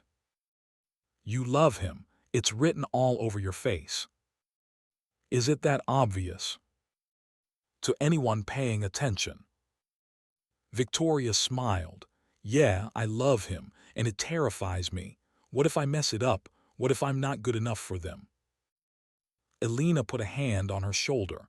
You're already good enough. You just have to believe it. After the party, after the kids left, after the yard was cleaned, they gathered for cake. Just the three of them, James, Victoria, Destiny. Destiny blew out 9 candles, made a wish. What did you wish for, baby? Can't tell, then it won't come true. But she looked at Victoria when she said it, and Victoria knew. Scene 11, the proposal. Later, after Destiny was in bed, James and Victoria sat on the guest house porch. Stars bright above, city quiet below. James pulled out a small box, velvet worn. Victoria's breath caught. I've been thinking about this for weeks, trying to find the right moment, the perfect words, but there's no perfect, there's just us. He opened the box. Inside, a ring, simple, gold band, small diamond, nothing extravagant but real. Victoria Christine Masters, 6 months ago you were a stranger, a woman I saved because it was the right thing to do, but somewhere between that helicopter and today, you became everything. You became home. Victoria was crying, openly, not caring. I'm a widower, I have a daughter, I have PTSD, medical debt. I'm not rich, I'm not polished. I'm just a man who loves you, who wants to build a life with you, who wants to give Destiny the family she deserves. He got on one knee. Will you marry me? Victoria couldn't speak, could only nod, yes, yes, yes, yes. James slid the ring onto her finger. It fit perfectly. They kissed under the stars, in the quiet, two people who should never have worked, but did. The door burst open. Destiny stood there, pajamas, sleepy but grinning. Did he just, are you getting married? Victoria laughed through tears. Yes, yes, we're getting married. Destiny screamed, launched herself at them, group hug, a family, official, complete. Scene 12, the wedding. 6 months later, small ceremony, Victoria's backyard, 50 guests, close friends, Vanguard employees, Alina, veterans James had hired, Destiny's school friends. White chairs, simple flowers, string lights, nothing fancy, everything perfect. Destiny wore purple, flower girl, bouncing with excitement. Victoria wore white, simple dress, no designer label, just beautiful. James wore his navy dress uniform, medals on chest, looking like the warrior he'd always been. Alina walked Victoria down the aisle, since Thomas couldn't, since Victoria's mother had passed years before. Alina, the friend who'd believed, who'd helped, who'd been there. James watched Victoria approach, and for a moment he saw Teresa, smiling, approving, letting him go, letting him love again. The officiant spoke, but James barely heard. He was focused on Victoria, on her eyes, on the promise they held. Vows. James went first, his voice steady despite the emotion. Victoria, you saw a janitor and found a man. You took my broken pieces and helped me become whole.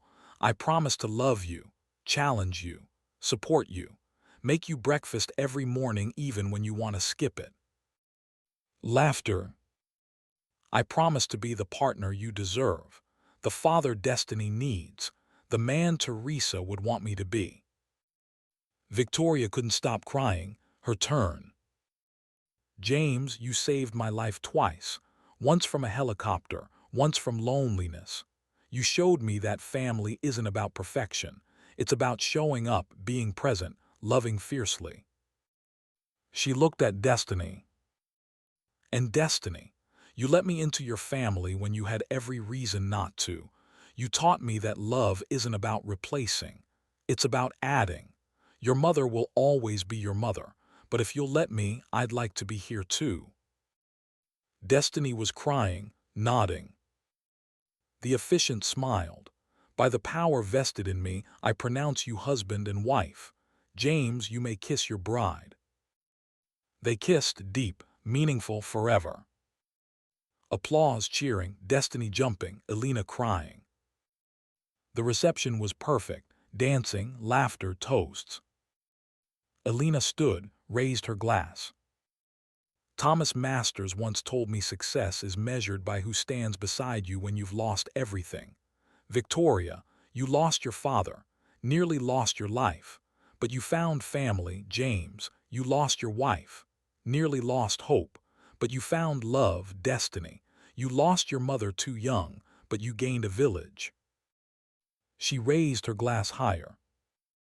To families we choose, to love that saves, to heroes who wear janitor uniforms. Everyone drank. First dance, James and Victoria swaying to Etta James, at last. Then Destiny cut in, James lifted her, three-way dance, a family. The party went late, but eventually it ended. Guests left, cleanup began. James, Victoria, Destiny stood in the backyard, under lights, under stars. We did it.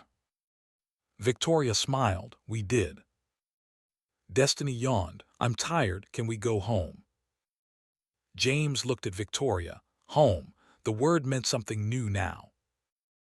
Yeah, baby, let's go home. Scene 13, 5 years forward. Destiny was 14, high school, pilot lessons, following in her mother's dreams and her father's footsteps. James was 40, gray at his temples, laugh lines around his eyes, happy lines. Victoria was 38, softer, warmer, still CEO but balanced, still driven but not consumed. They stood in Destiny's room, packing. She was leaving for summer aviation camp, 3 weeks, her first time away. You sure you have everything? Destiny rolled her eyes. Dad, I'm fine, I made a list. Like I taught you. Like you taught me. Victoria leaned in the doorway, watching. This father-daughter dynamic that never got old. You're going to be amazing. Destiny hugged her, thanks, Mom. The word still made Victoria's heart stop. Mom, not Victoria, not Ms. Victoria, Mom. Destiny had started calling her that 2 years ago, after the adoption papers went through, after Victoria officially became her parent. They drove Destiny to the airport, watched her board, waved until she disappeared. In the car driving home, Victoria was quiet. You okay? Victoria nodded, just she's growing up so fast. I know. Remember when she was 8 and asked if I was going to marry you? James smiled, I remember. You were terrified. Still am, of messing it up, of not being good enough. James reached over, took her hand. You're more than good enough, you're everything. They drove home, to the mansion that had become theirs, to the life they'd built. That night they sat on the patio, same place James had proposed, same stars above. Victoria's phone rang. She looked at it, frowned. Who is it? Federal prison, Robert Cameron. James tensed. What does he want?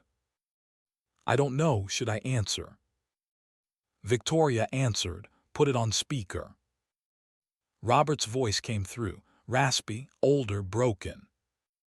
Victoria, thank you for accepting my call. What do you want, Robert? To apologize. I've had 5 years to think, to realize what I destroyed, your father, your trust, nearly your life. Apologies don't bring back my father. No, they don't, but I need you to know I'm sorry, and I need to tell you something. What? Your husband, James, he's not who you think. Victoria's grip tightened on the phone. Excuse me. I hired investigators, years ago, when I first suspected him, his wife Teresa. She didn't die from cancer. She died from sepsis. Misdiagnosed at the VA, medical malpractice. We know that, Elena told us. But did you know James sued? Lost, went bankrupt. That's why he took the janitor job. He was blacklisted, desperate. Silence. Victoria looked at James. His face was stone. Robert continued, I'm not saying this from malice. I'm saying it because I destroyed your father. I don't want to see James destroy you, even from here. James isn't you, Robert. How do you know? You didn't know me, and I was your father's best friend for 18 years. Victoria's hand shook. I know because I've lived with James for 5 years, because I've watched him parent, love, sacrifice, because he's shown me who he is, not who you think he is. I hope you're right, for Destiny's sake. Goodbye, Robert. She hung up, sat there, breathing hard. James spoke quietly. He's trying to poison us, even from prison. I know. Do you believe him? About why I took the janitor job? James, I know why you took it. I've known for years. Elena told me everything about Teresa, about the lawsuit, about the blacklist. And you never said anything. Because it doesn't change anything. You lost everything fighting for justice. That makes you honorable, not suspect. She turned to face him, took his hands. Robert wants me to doubt you, to push you away, to destroy what we've built, and I won't give him that, not ever. James pulled her close, held her, breathed in the smell of her hair. I love you. I love you too. They sat there, under stars, stronger for the test. Scene 14, High School Graduation. 1 year later, Destiny's high school graduation, Victoria and James in the front row, watching their daughter cross the stage.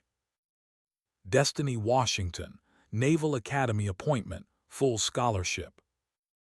The crowd roared, James' eyes filled with tears. His little girl, going to the Naval Academy, following his path, but on her terms. After the ceremony, Destiny found them, threw her arms around both. I did it. You did it, baby. They took photos, hundreds, this moment, this milestone. That evening celebration dinner, Elena, Sarah, veterans from Vanguard, found family. Destiny stood, clinked her glass, gave a speech. 6 years ago, my dad was a janitor. People looked through him, treated him like he was invisible, but he was never invisible to me. She looked at James. He taught me that titles don't define you, character does. That being brave isn't about big moments. It's about showing up every day, being kind when it's hard, protecting people even when they don't deserve it. Then she looked at Victoria. And Mom, you taught me that it's never too late to change, to grow, to become who you're meant to be. You went from Ice Queen CEO to the warmest person I know. Laughter, tears. So thank you, both of you, for showing me what real love looks like, what real family is. She raised her glass. To families we build, to love that saves, to second chances. Everyone drank. Later, after guests left, the three of them stood in the backyard. Same place they'd stood so many times. Victoria spoke first. I'm so proud of you, Destiny. Thanks, Mom. The Naval Academy, your dad's alma mater. Destiny grinned.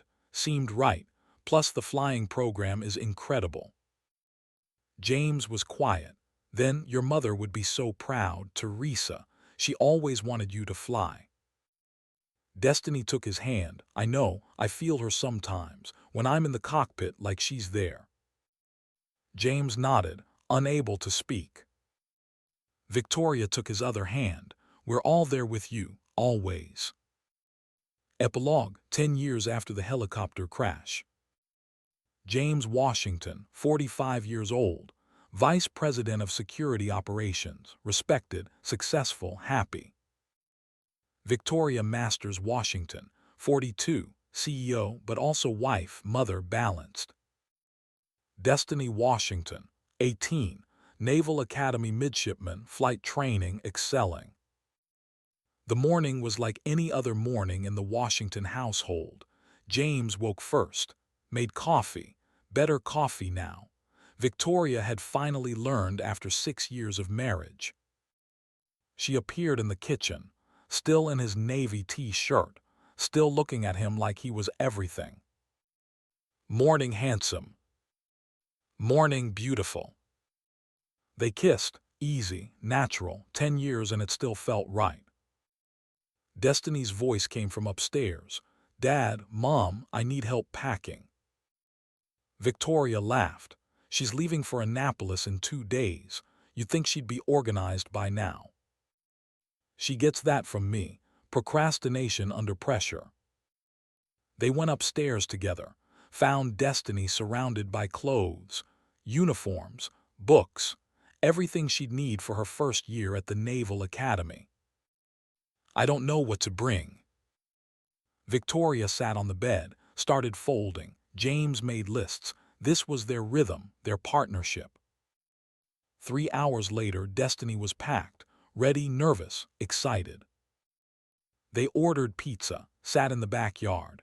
Same place they'd stood through so many moments: proposal, wedding, celebrations, grief, joy, life. I'm scared. Destiny said it quietly. Brave girl admitting vulnerability. James took her hand. Being scared means you care, means it matters, that's good. What if I fail?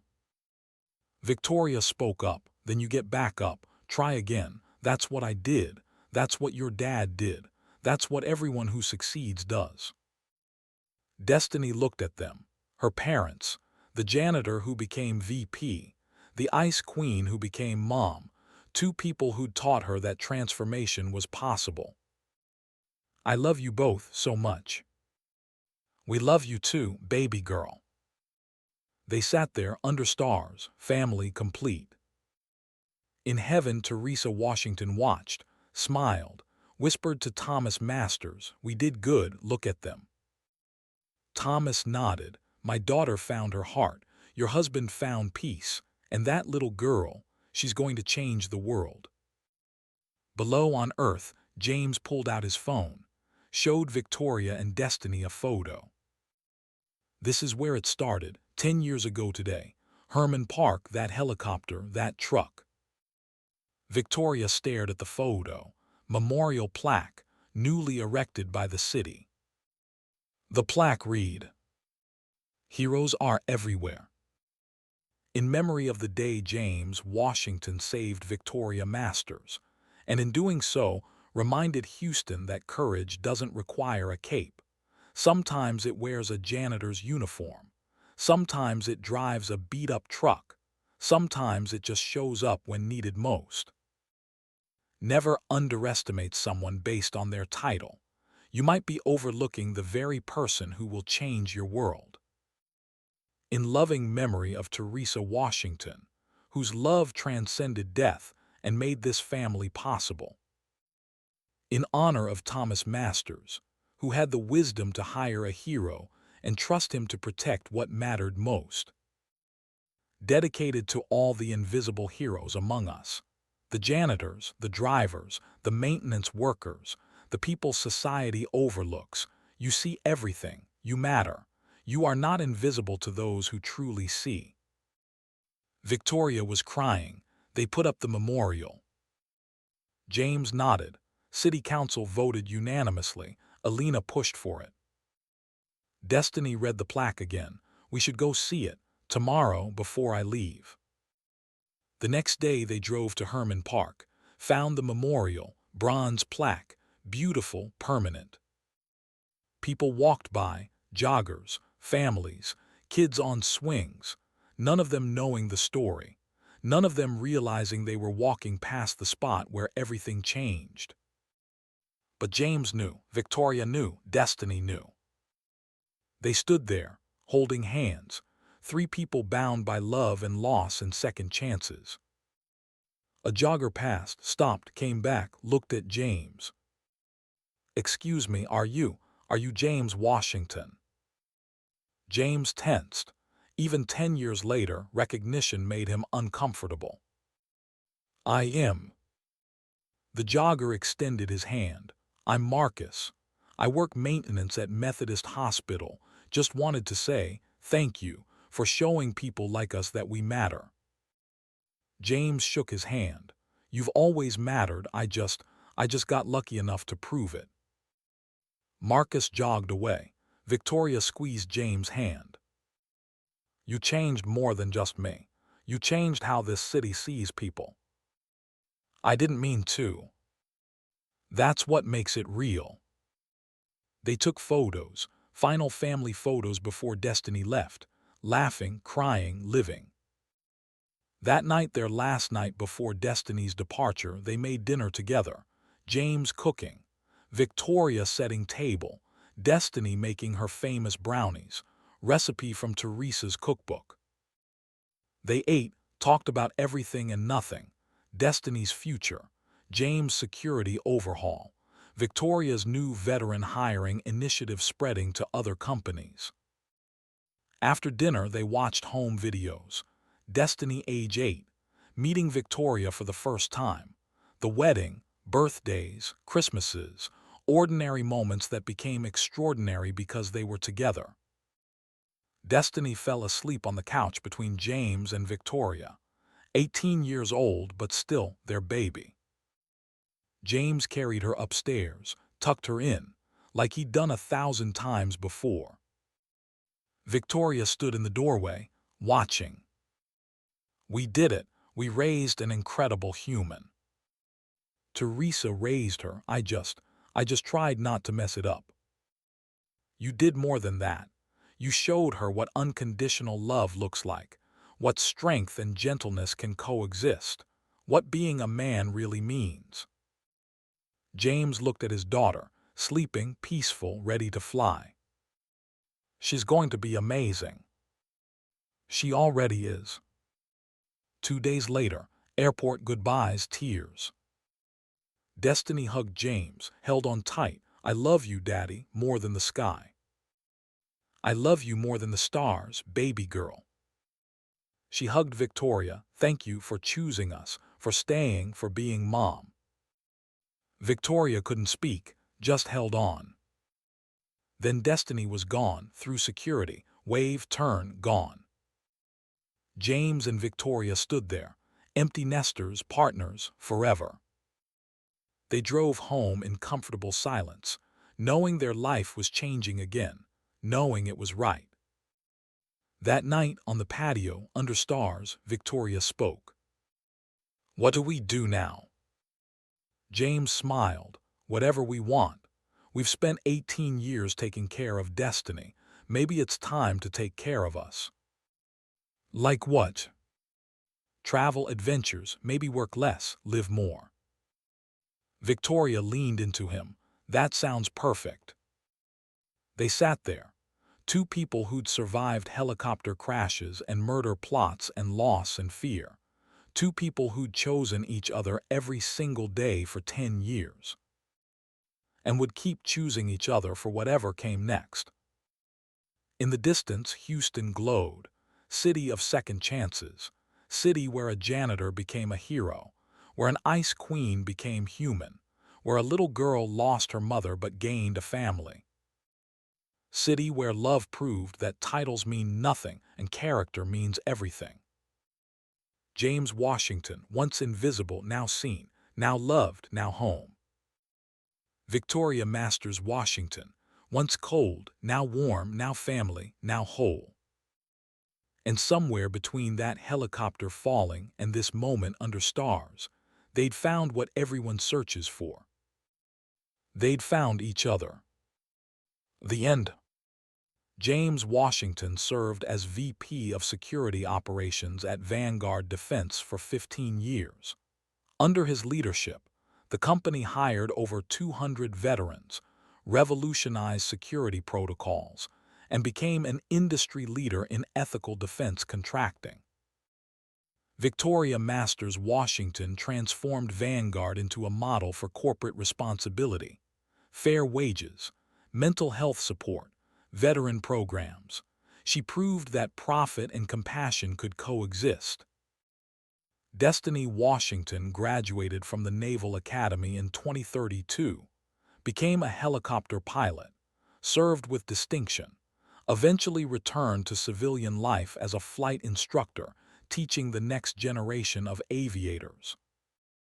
Alina Reyes retired as chief legal officer, spent her remaining years mentoring young lawyers and advocating for corporate transparency. Robert Cameron died in prison in 2028, heart attack, alone. His embezzled millions seized and returned to Vanguard, which established the Thomas Masters Scholarship Fund for children of veterans. In 2030, the Washington family established the Teresa Washington Foundation, providing flight training and mental health support to over 500 veterans struggling with PTSD and career transitions. The Herman Park Memorial became a Houston landmark, school field trips, corporate training programs, a reminder that heroes exist everywhere, that titles are meaningless, that character is everything. And every year on the anniversary of the helicopter crash, James and Victoria returned to that spot, held hands, remembered, gave thanks. For second chances, for love found in falling, for the beat-up Ford truck that changed everything.